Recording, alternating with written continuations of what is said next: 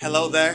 This video is going to tell you about the difference between American English and British English. Dans vidéo ça on va apprendre différence and many words, différence dans plusieurs mots que américain yo avec anglais britannique, l'anglais américain versus American English, British English versus American English.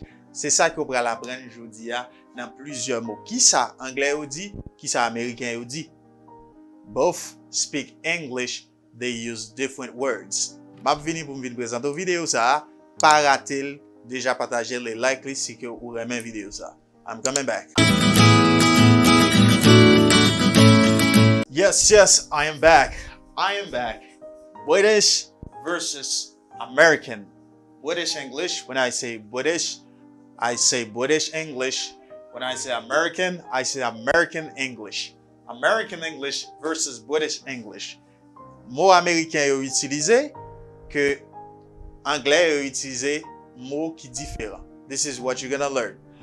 So, those with black color for British and those with blue color for American. Blue color here, American English. You see? Black color here, and here for British English. All right, good. Let me go with the first one. They say petrol. Petrol is a fluid, is a liquid. Petrol. Petrol for British. British you repeat petrol. You do petrol. But Americans do not say petrol. They say gas. Americans say gas. Oh, I'm running out of petrol. C'est ça en anglais a dit. Ça veut dire m'bral prend pas de gaz ou bien m'prend pas de gaz. Américain a dit I'm running out of gas. Not gas, it's gas. Or I'm running out of gasoline. Gasoline. Petrol, c'est ça moun en Angleterre ou dit. Gas, c'est ça moun aux États-Unis ou dit. Good. Donc, si vous joignez deux nations, ça y est, parler, si vous joignez mot, ça y est, pour pas de confusion. All right. Petrol, gas or gasoline. Pétrole ou bien gaz. C'est ça. Britannique yo dit, c'est ça Américain yo dit. Now, let's go to the second one. The second one is postcode. Postcode. This is a code with numbers and letters. Postcode. You know, when you talk about post. Okay, post. You know what I mean when I say post. Americans do not say post. They say zip code. They do not say postcode. They say zip code. Zip code, if you want to write me a letter, you need my postcode. If I'm in England, you need my zip code. If I am in America or in United States of America. Donc, si aux États-Unis, ou demandé code pour capable écrire, ou demandé zip code moi. C'est ça le code postal là. But si en Angleterre, ou pas dire zip code presque, ou dire postcode. Postcode is zip code. Postcode say zip code. The same. British, American. Good. Now let's go to number 3. Number 3 is holiday. Holiday is what people in England say. British English. In British English, they say holiday. Holiday is day of events. Religious party. Okay, I mean day of celebration. They say holiday. But for America, they do not say holiday very often. They say vacation. Vacation, this is what they say. Vacation, c'est ça moun qui aux États-Unis yo gagne comme vocabulaire, c'est ça yo dit. Mais si vous tendez holiday aux États-Unis, c'est pas un problème. But what plus tendez American dit vacation. Yeah, we are in vacation. Oh, we are in vacation. Même moun qui en Angleterre dit we are in holiday. We are in holiday. Oh, it's holiday. Mais Américain yo dit it's vacation. It's vacation. Good. Qui signifie vacances. What about this? Hey, this is different. Ça, number 4 is different. Les différents. In England, you say football. Football. That means a ball you kick with your foot. C'est un boule que vous shootez avec foot, avec pied. Foot. Pas dire ça devant grand monde seulement. Foot. OK? Qui signifie pied. Football. OK? Football. But in America, if you say football, you talk about another game.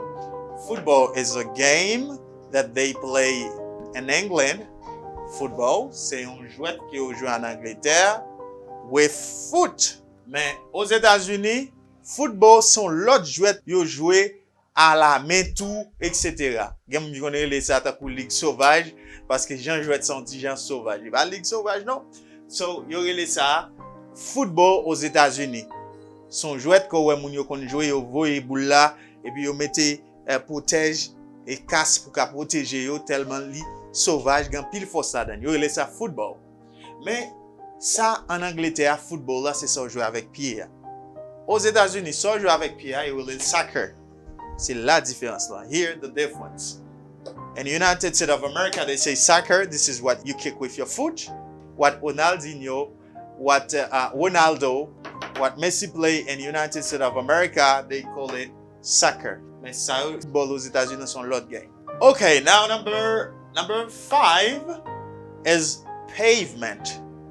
Pavement is the side of the path you walk in. Okay, you cannot walk in the middle of the street. You have to walk next to the street. The way or the side you walk is called pavement for people in England. But for people in America, they call it sidewalk. So probably the sidewalk, ou capable di footpath. Ou capable di footpath or ou capable di sidewalk. Sidewalk or footpath. Mais moun aux États-Unis dit sidewalk ou bien footpath. Moun en Angleterre dit pavement. Pavement. If you're a pedestrian, you walk, sous ces piétons à marcher, you walk, and the pavement ou marcher sous trottoir. Pavement or you walk on the sidewalk. Sidewalk. C'est différent ça qui existait entre pavement avec sidewalk. Good. The same thing. Pavement is sidewalk. Now, state school. State school. You know, in state, you see the government, you see où est l'État lorsqu'on parle de state. State school, c'est l'école l'État. State school. But America, they say public school. Public school, c'est l'école publique, l'école l'État. Public school. All right, that's okay. State school, public school, the same thing. Only they say state school in England and public school in America or in the United States of America. And here they say public school in England for British English, and they say private school in American English. You see now?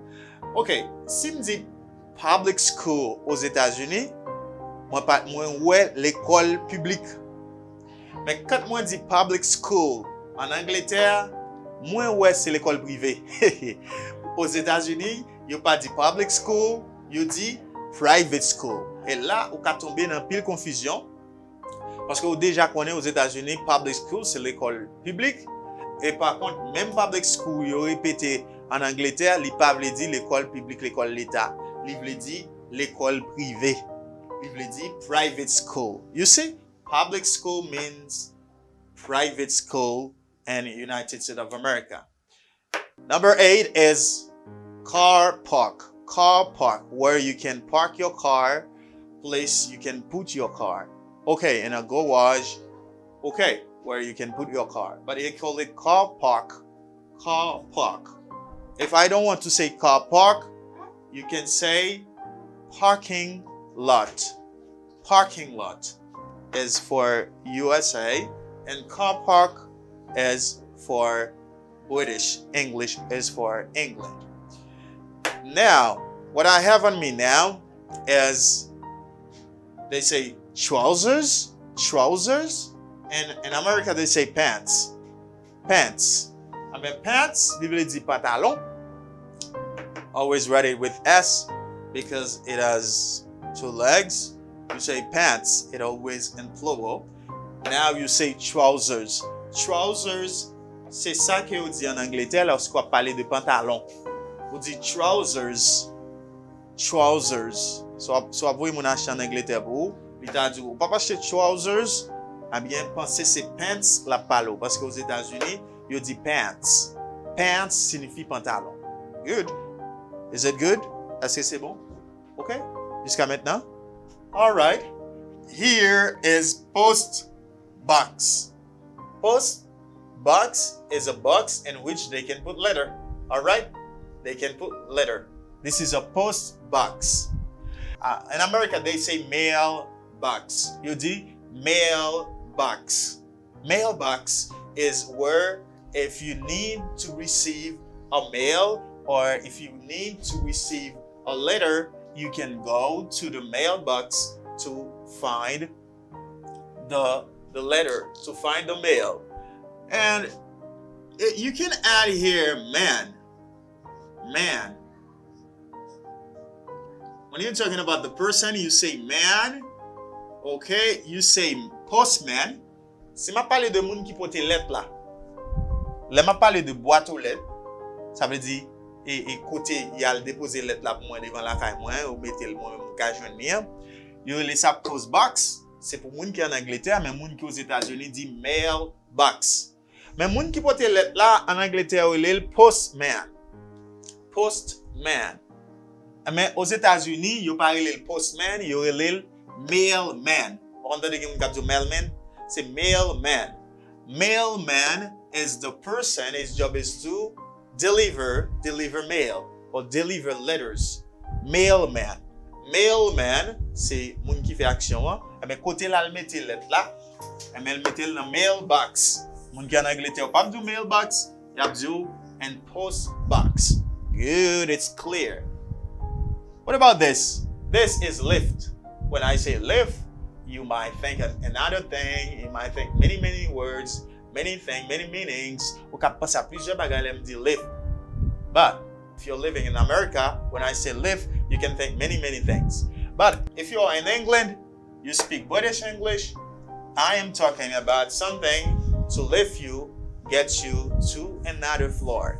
Ma parle d'un bagage qui ka mettre dans l'autre étage. Yo relé ça ascenseur. Mais en Angleterre, yo dit ascenseur lift.